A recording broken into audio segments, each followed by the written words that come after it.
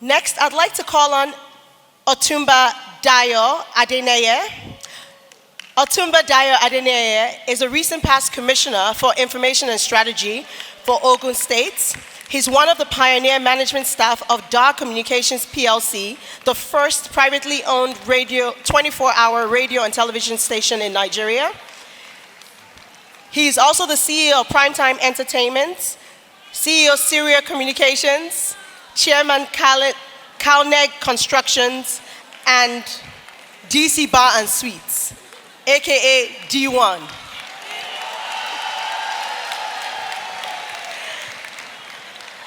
I would like to call on stage Mrs. Ebere Ifendu, who is a lawyer, a chartered mediator and conciliator, and gender advocate. She served as a member of the Presidential Constitution and Electoral Reform Committee. She was the National Publicity Secretary of the Labour Party Nigeria. She is the first woman to be elected into that position in Nigeria. She is currently the Special Assistant to the Senate Minority Leader on Diaspora, Gender, Sustainability, Developmental Goals, SDG.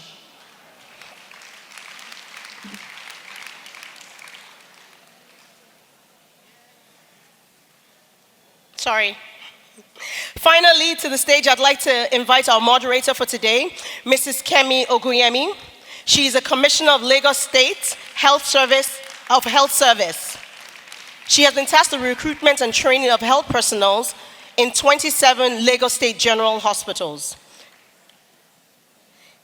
She is a founder and managing director of Alpha Healthcare Initiative, an NGO dedicated to the promotion of quality care for underprivileged women and children. A round of applause for our next panelists. Thank you very much.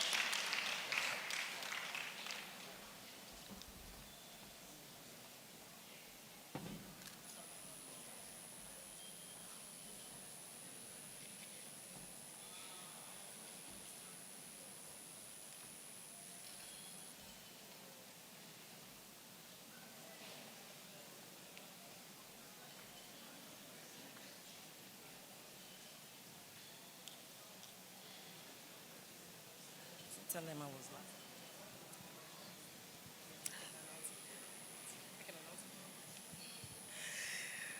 Ms. Kemi has been gracious to take on this panel, as unfortunately our previous moderator was unable to make it literally as of 15 minutes ago. So please, a round of applause for her as she takes on this role after being briefed just for the last 10 minutes. Thank you, ma'am. Okay, good afternoon, everybody, ladies and gentlemen. Permit me to sit on the existing protocol. We've had so many interesting sessions. This is basically a session on politics. That's just the bottom line.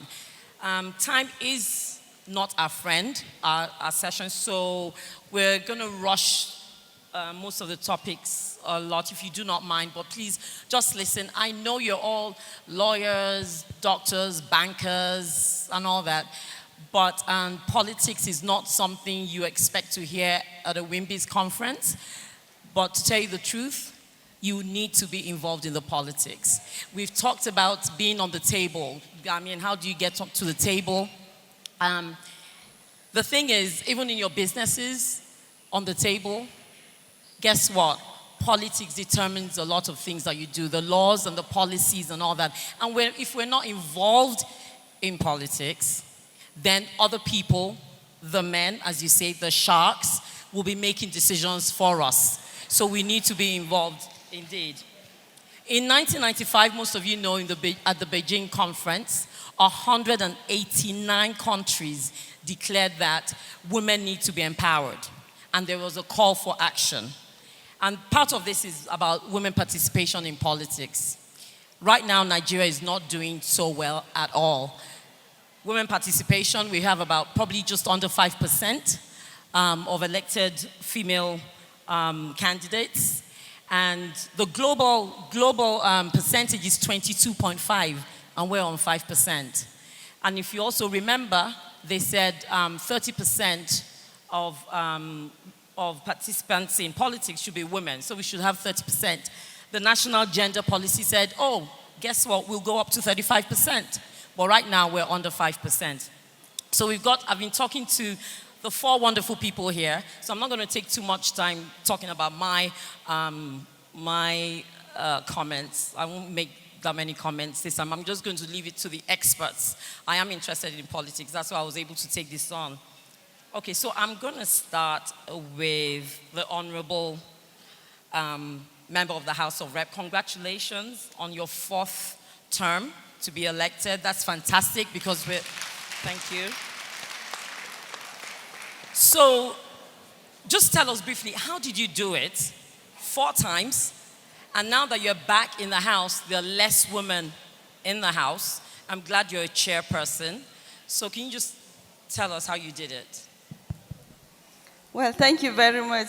I'm very, very happy to be here. Actually, this is my first time of being here, and I'm so happy that I have been able to make it. Seeing great women, I'm happy. Well, I come from the northeastern part of Nigeria. I come from a 100% Islamic background.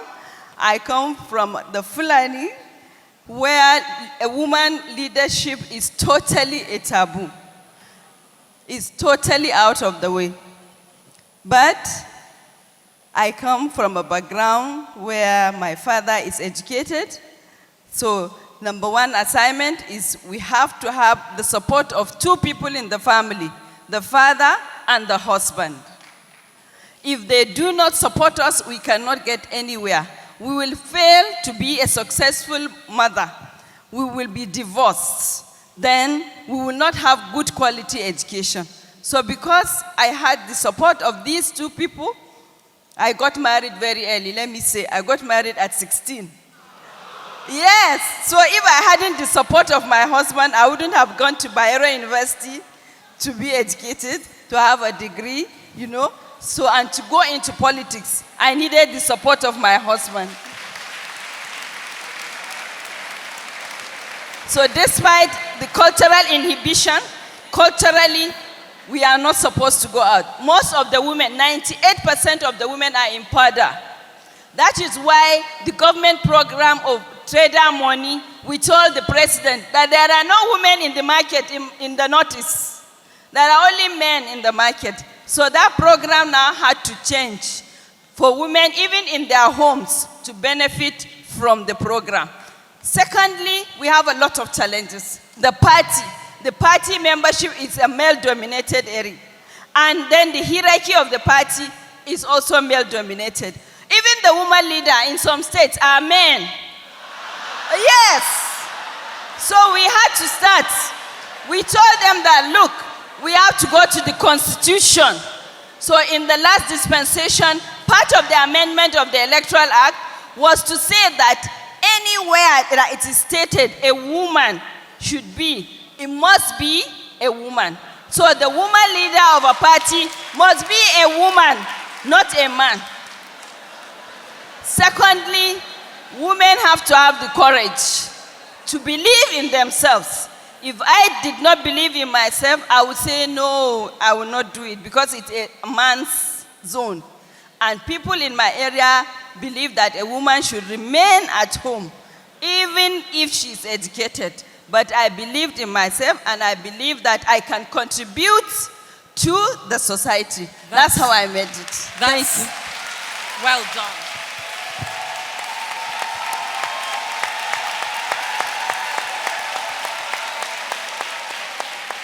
So, Honorable, that's fantastic. Can you just briefly, in 1 minute, tell us how you've been swimming with the sharks in the House? In the House of Reps. How have you dealt with the sharks? The men. Yes. There are women sharks as well. Just to tell you that this year, 2019, was not a good year for us women. We only have 11 women in the House of Representatives and only 7 senators. So you can imagine, even to get the gender bill to be passed is going to be a very, very Herculean task. But we are not daunted. We will go there and challenge them. Yes, thank you. Well done. Absolutely. Absolutely. So, We have a very gender-supportive speaker in the person Honorable Femi Bajabiamila. He supports us very well. Yes, thank you. Miss, well said. Miss Ifendo, I'll turn to you. You were, you were the National Publicity, or are you still? National Publicity Secretary of the Labour Party. You're probably the only woman who has held that position out of all the parties. How did you achieve that? Good afternoon, everyone. My story is a very interesting story. I started as the first women leader of Labour Party. And by the time I got to the party, I met some other women there, but they were not really pushing to get to executive positions within the party. So first thing I did was to look at our constitution, the Labour Party constitution. This is coming from my background as a lawyer. And I realized that in the constitution, there were actually positions strictly put there for women. And so I ensured within the leadership of the party that every position kept aside for women, that women will occupy those positions. And by the time we did that, at the convention, we had over 35% of women in the working committee of our party.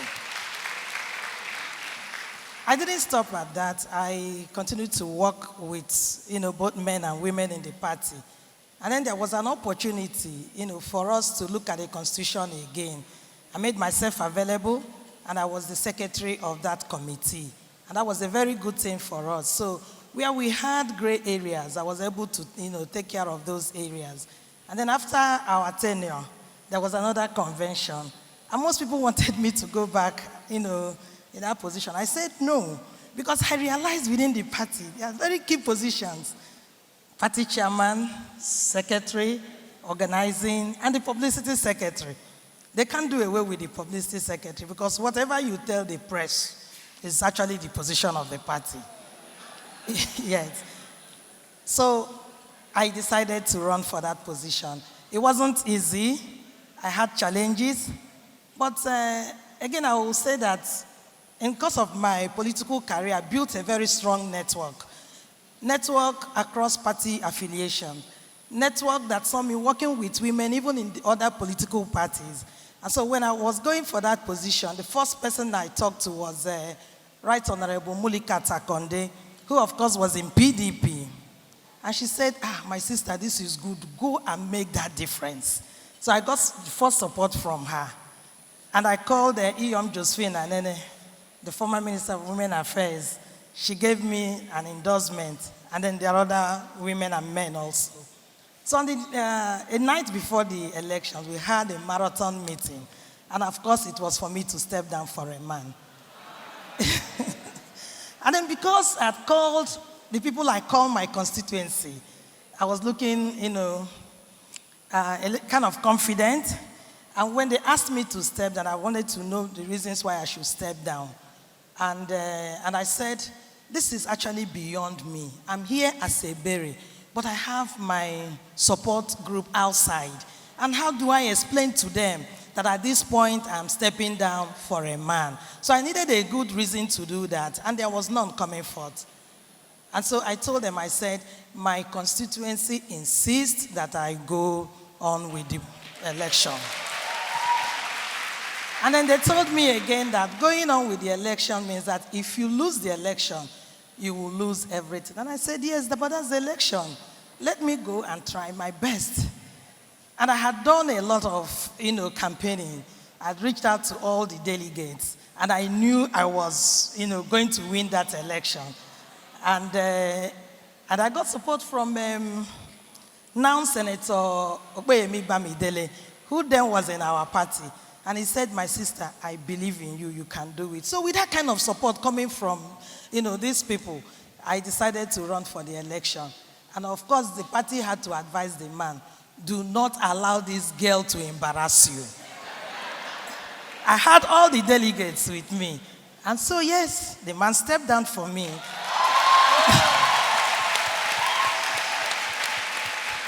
So my election was actually unopposed. But because I showed resilience, And of course, as the former women leader, I showed capacity. And I was able to bring something new to the party. And that gave me the vote. Well done. Well done. Otumba Dayo. Most women here are probably interested in politics, but I know there's an underlying fear, not just of failure, of being, I guess, ridiculed. Your whole private life is in the full glare of the public. And I know they're capable women who have capacity, who are valuable to the society, who can bring a lot to the table to make this country really, really better. So you've been commissioner in Ogun State, and you've also been in media. One thing I've noticed about media also is anytime I turn on the TV and I'm watching Sunrise Daily and all the topics of the day, it's always men. It's always men. I don't see women. I know some people have said that women don't like waking up early in the morning to go to channels TV and all that. Those are the kind of things, all that. They don't want other people to look at them and say, oh, you didn't do this well. What role can the media play in participation of women in politics? And what was your experience when you were in the cabinet with the other women, your fellow cabinet members? Well, thank you very much.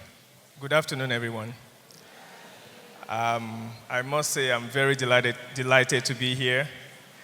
For the first time in my long career, I walked in here very intimidated. I've always wanted to attend WIMBIZ, but I've never been invited. And like the keynote speaker said, I really believe more men should be invited to see what you are doing here. It's fantastic. It will help change the narrative. Sincerely, it will help change the narrative of what. We were talking about this earlier, and it just goes back to what women demand. Women need to, before I go on to that, women need to demand more. In our cabinet was 45% women. I think 9 out of the 20 commissioners were women. And one of them, they distinguished themselves so fantastically that the governor decided that one of them was going to be deputy governor. And she's sitting right there, Mrs. Peju Adebajo. She was our former commissioner for agriculture. The women in our cabinet distinguished themselves to such an extent that some of the men, I was constantly going to them for advice. So this is fantastic. Going to what you said about the media, yes, the media, he who pays the piper dictates the tune. Most media houses are owned by men. Most people who consult and pay for their services are the hierarchy, and mostly they are men. But that notwithstanding, women need to demand more. Like she said, the more you ask, you never know until you step out and do it. Mrs. Peju will tell you, we ran the nooks and crannies of Ogun State. Honorable will also tell you, it's never easy. But a lot of women tend to back down once they feel intimidated or the thuggery appears. Yes, there's thuggery in politics, but you must not. We cannot all sit at home and say politics is dirty, because we will allow, I don't want to use the word morons, they will end up in office, and the decisions that they make will be binding on myself and yourself and our children. We have very eminently qualified women. Look at this audience. Everyone in here, we're all political animals. So it's not enough to say, oh, politics is not for me, it's a dirty business. No.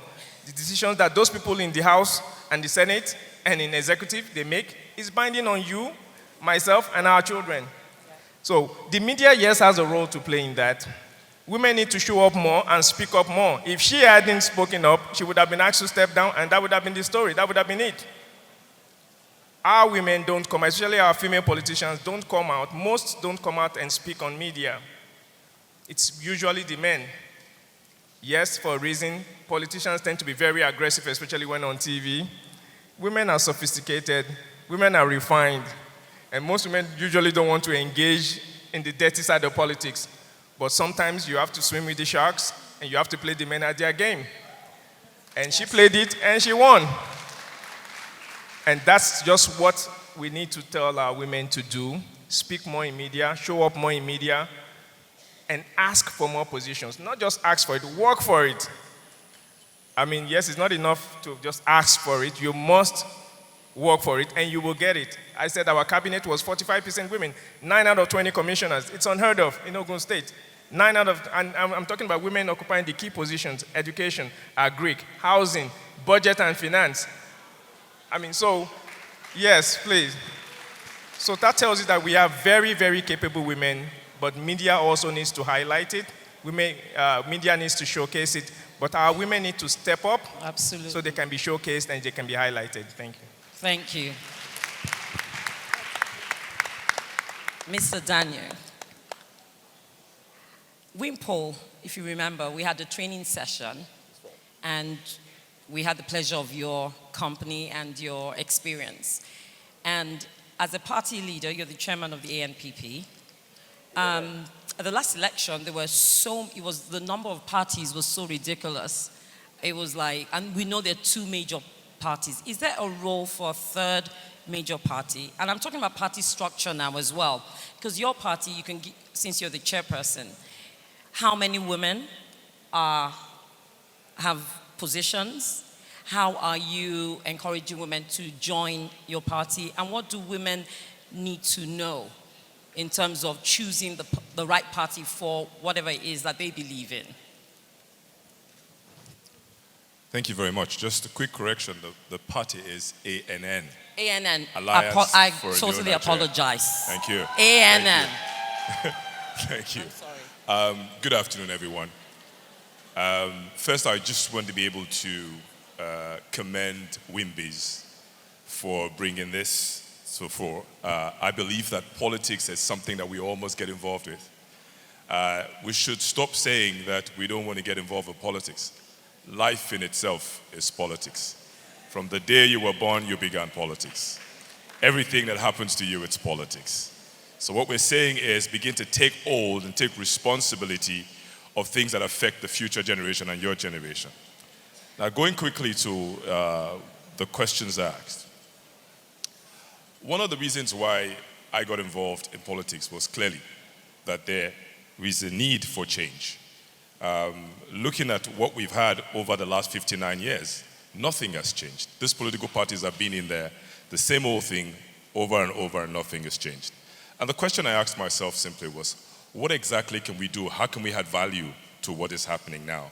And I realized that we focused on so many other things except one. Because the political party is the foundation and it's the platform that drives all of what we're seeing today. If you have credible platforms, you would find credible leaders and you'll have a productive and a great outcome in the nation.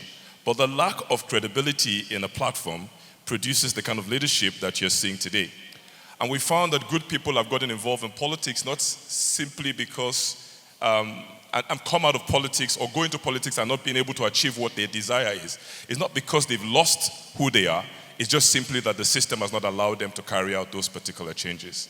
So we got involved very clearly to establish a platform that was totally different. When you say many other platforms, I felt very clearly that it was important that we established a platform that was credible, a platform that had integrity, and a platform that had an ideology that people could relate with, and the likes of us who are sitting in this room will say to ourselves, this is the kind of party that I want to get myself involved in. Now, how do we get to the point where we want to change things? Again, I'm a big fan of what I believe the role of a woman is in the world. And I see how impactful women have been over the years. And anyone who knows me knows I speak very highly about women folks, generally. So I'm a big fan of WIMBIZ let me just put that out there. But this is the thing. Thank you. But this is the thing. If you look at every political party that exists today, the highest position that a woman would find herself is women's leader. Nothing else. And of course, our sister who was elected in the National Publicity Secretary, but beyond that, there's nothing else. There are 4 key positions, and she's mentioned it: the National Chairman, the National Secretary, the National Organizing Secretary, and the Publicity Secretary. So one of the things we did as a political party to show the seriousness in bringing women into politics is that we ensured that we we had the national secretary position of our party as a woman. So for the first time in the history of Nigeria, you have a woman who is the national secretary of a political party. Now, we were clearly informed that when you have a woman in the place of leadership, it will be difficult for men to submit themselves to it, just like Haji Honorable has said. But you see, this is the purpose of why we got involved in politics in the first place, is that we continue to challenge the system and do things differently. If that's the way it's worked for you, the fact that it hasn't produced any outcome. So we're saying we're bold enough to be able to stand in that place to do things differently. We've seen people like the Honorable, we've seen the lady who, our sister who's National Secretary. Persistence, resilience, you would always find. I believe that we're on the brink of birthing a new Nigeria. You cannot birth a new Nigeria without a womb. And that's why women are very instrumental in birthing a new Nigeria. Thank you. Absolutely. Thank you. So, I'll throw this to Honorable. Is there a stereotypical female politician? Because you know, usually, I mean, people think female politicians are obviously in the marketplace, they're right there, grassroots, you have to do this, do that. Do you think there's a stereotypical female politician? Because people want to know, what do I need to do? Because one of our WIMBIZ poll things is, 2023 is around the corner. We do not want women to come 2 months before election with posters and you just wonder, where have you been? Or you're in the UK and you decide to move back to Nigeria and then women should vote for you because you're a woman. So those are things that are going on right now in WIMBIZ that we're trying to address. A lot of women have been asking this question. Is there a stereotypical female politician? There is none. Because we have, as I said, we come from different backgrounds, and what works for me may not work for a berry. Yes. All what we need to do, we have some things that are common. You just have to be at the party. Whether it's at 12 midnight or 4 a.m., they are holding their meetings, make sure you are there. I always had my husband escort me to those night meetings. Yes.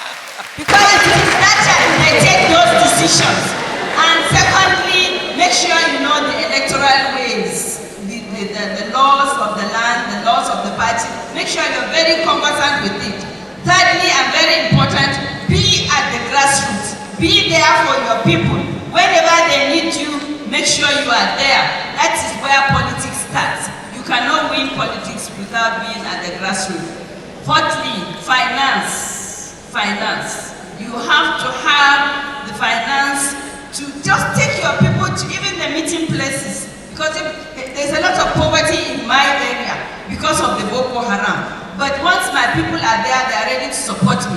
Let me tell you, in 2015, they planned to disrupt my election.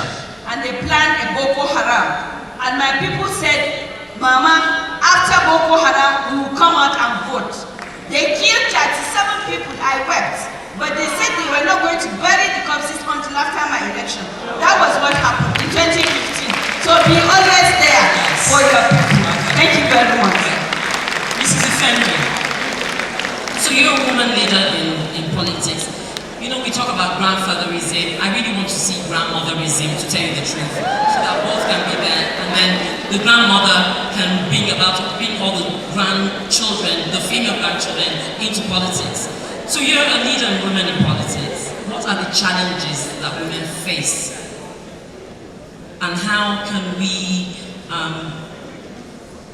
deal with those challenges so that there's no fear of coming into our politics? One other thing, I was once on channels, it was on the day of the inauguration, I believe I discussed this with you, and the man I was sitting with actually said, you know, women can't cope with the thoughts. So I looked at him and was like, well, when you bring the woman in, there'll be no more thuggery, trust me. And so how do you, and you know, he has a point. Politics is dirty. Politics is a game. How can we sum up these challenges? Okay, let me start by saying that politics is not dirty. Politics is only a game. And you must understand the rules of the game. That's what politics is about. It's not dirty. Secondly, we have our beautiful sisters here And if I should just take a poll of how many women here that are card-carrying members of a political party, you will be shocked. You want me to go to that route? So how many card-carrying members of a political party do we have here? You can see. Wow. Very insignificant number. So where do you want to get the godmothers from? So that, I think the first challenge now is for our women to get interested in politics. I will employ each and every one of us to join any political party of your choice. Be relevant within the party. You see, most times they say that we are not qualified as women to be in politics. It's because the educated women are not coming up. And so the yardstick is our mothers that come out during campaigns to tie ashwebi, to sing and clap. And so when it comes, to the point of getting women appointed, you will always hear that they lack the capacity to do this, to occupy certain positions. It's because the very qualified women are not coming into politics. So this is the first challenge.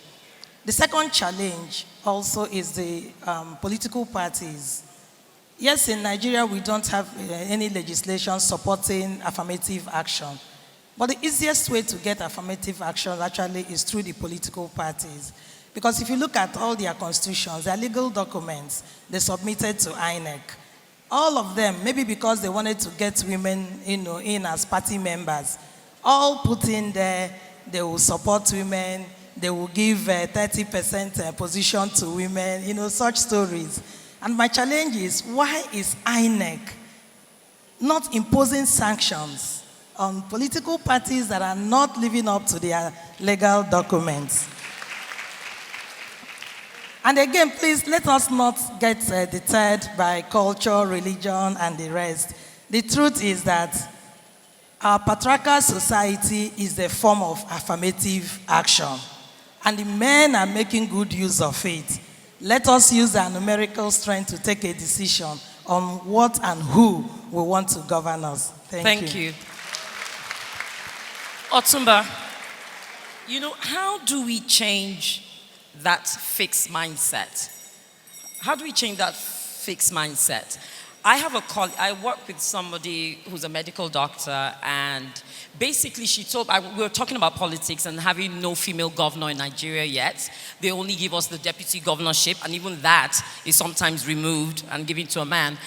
And she said to me, she's a Muslim, she said to me, I can never vote for a female governor because my religion wouldn't allow a woman to be the head of a man.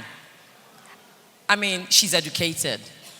She doesn't want a female governor. And this is Lagos State. How do we change that mindset in terms of, I'm not saying through the media per se, but how do we now, I know Mrs. Defendu has alluded to some of the things we need to do. How do we do that? Thank you. It's always impossible until the first person does it. In the history of Nigeria, I don't recall that we've ever had a female governor. I think we've had an acting. But I think we're very close to getting one. But we must be honest and we must task ourselves. Ebere just asked a question now, and that's the most important question. If we don't take anything away from this place today, the question was, how many people in here are card-carrying members of a political party? I don't think it was up to 5%. We must decide something here today. When you leave here today, please go and register for any party. I will tell you from my own experience. Look, I used to be, myself and my partner Kenny, we used to abuse government on radio and TV every day. I did it for almost 20 years. But I realized I wasn't getting anywhere. I would wake up in the morning, abuse government, yes, the roads are bad, but what are you going to do about it? So I opted, well, if you can't beat them, join them. Go swim with the sharks. So initially, I tried to do it to an appointment. Yes, I went to the governor, but he promised an appointment, but of course, as you know in politics, at the very last minute, I was dropped. So I didn't even go to the governor the next time. 2015 elections, I went to my local government, registered, did everything that Honorable said to do here, did my empowerment, did everything. I delivered my local government for the first time in 16 years to my political party. So I became a force to be reckoned with. They had no choice but to call me to the table. So that's what we need to, that's the only way we can change that rhetoric. Every person here must make a concerted effort to go and join a if you don't, just because you vote does not count. The chairman will tell you, if you're not a card-carrying member of a political party, you have no say. So you can vote as much as you want, and politicians will not say this on air, they will not say this in public, but you can vote as much as you want, but it's only the card-carrying members that get the benefits of the party. Yes, they can promise you 30%, they can promise you 40%, but if you don't belong to the party, it's very rare that the governor or whoever the leadership person is will come out to the bank to come and pull you out, to come and take a position. So we must change that rhetoric, we must change that mindset that, I don't want to, you must go and join a political party. Great, thank you so much. Well said. In 2016, the World Bank said there were 49.34% of women, females in Nigeria. And yet, probably about 20% come out to vote. But we do know how to sit down and complain about government. But if yesterday somebody mentioned about Hillary Clinton, she didn't win. A lot of women did not vote for her for different reasons. But can you imagine collectively, if you all have your voter's card, and you go out and vote for your party, the person that you believe shares your ideas, that person will definitely win. Otherwise, the men will continue, the sharks will continue to swim, and the few women will continue to struggle in that pool of water, and every man for himself, in other words. So we have a part to play. Even though we're businesswomen, we're women at the top, you need to actually speak your mind through your vote. Your vote counts. You're very, very important. As long as you're a Nigerian, you really should vote. I want to thank you. I know we're rushing, but time is really against us, and I know some people will want to ask questions. Thank you so, so much for coming. I appreciate every single one of you. Honorable Mr. Otumba Dayo, Mr. Daniel, and Mrs. Ifendo. Thank you so much. Okay, sorry, before we leave the stage, we will take 2 questions, just 2 questions, please. We're fast spent for time. Okay, we have one here. We have, sorry, ladies, please. Thank you so much for being kind to me and to the house. Sorry, we have our 2 already. Sorry, is that, you want to ask a question, sir? I'll be partial because he's a gentleman. Sorry. And I know that someone said there was an online question. If Aderonke can kindly just quickly read that out for us, I'd appreciate it. Sorry, go ahead, please. Okay, hello everyone. My name is Rolake. My question is this: has any thought been given to how to finance women campaigns? Because one of the things I see with the quota system there is in party leadership, ultimately money counts. If you look at the elections in the last 2 cycles, you talk about people picking party nomination forms for $12,000. I think there was a move to offer discounts to women, and that is the reality. And then closely related to that is the fact that, there's a saying that a fish rots from the head. And in as much as it is important to have women in grassroots levels, when we look at the 2 main parties that control the bulk of our political base, my concern is that come 2023, we will really still be where we are, because where it matters the most. Currently, of course, with all due regard to the work and the impact that the Labour Party is doing, but ultimately, a large part of the political base in this country is the APC and the PDP. So I think there's a need to look at how we can scale female participation at that level and look at access to campaign finance as we have in other countries. Thank you so much. Sorry, go ahead, please. My question is, good evening. My question, how has the conspiracy of the elite hindered women from taking charge? I'm so sorry, sir. Sorry? We didn't get that on the stage. My question is, how has the conspiracy of the elite hindered women from taking charge? How has the... Okay, we can't hear. Hello. My name is Fafolu Olayenka. My question is, how has the conspiracy of the elite hindered women from taking charge? Of what? How has the conspiracy of the elite hindered women from taking part in politics? We got it. Sorry. Thank you. Okay, the last question. This is the online question. Considering the demands of raising a family and establishing yourself professionally, is there a recommended age for women to join politics? What will the practical first steps of this journey look like? Is there a recommended age for women to join politics, given the realities of raising children? Are there practical suggestions that can be given? And then the last question, is that the last question? Okay. That's the last question. Thank you so much. Okay. You can go ahead. So with the first question about finance campaign, at our conference, our summit in Abuja a few weeks ago, the speaker did say that he was going to go back to his party and also encourage other parties to set up a trust fund specifically for women who want to campaign. So we're waiting for that to happen, but that's about campaign finance. Also, I'm sure WIMPO, as we develop WIMPO, we are going to look for ways of assisting women that we know have capacity, are able to run, ways of supporting them financially as well. Okay. So I don't know if you have any other means of, but I know that one with the parties specifically is to help because we're not there yet. With the conspiracy, do you want to take that, Mr. Daniel? Do you want to take it? The conspirators? Okay, go ahead. Yeah. I don't believe there's a conspiracy. Like Ebere said, politics is a game. And the game is played out in the corporate world just as it's played in politics. You just have to understand how to play it, stay in the game long enough, keep playing it. I don't really see it as a conspiracy. Thank you. And really, like Ebere said, politics is not dirty. It's a game. And it's played in any bank, in any corporate organization, anywhere in the world. Right. You just have to get in it, play it, be consistent, be persistent, and you will become elevated. About finance, I sincerely believe Yoruba say, you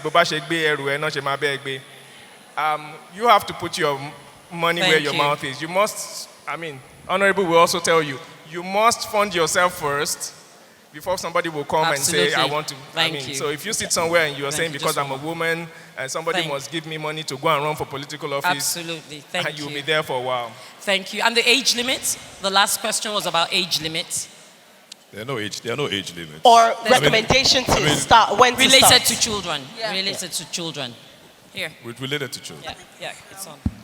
18 years before you can join politics. Because related to children. As in, no, I don't think. Okay. No. Once you're an adult, you can actually join politics. Once you're able to vote and be voted for.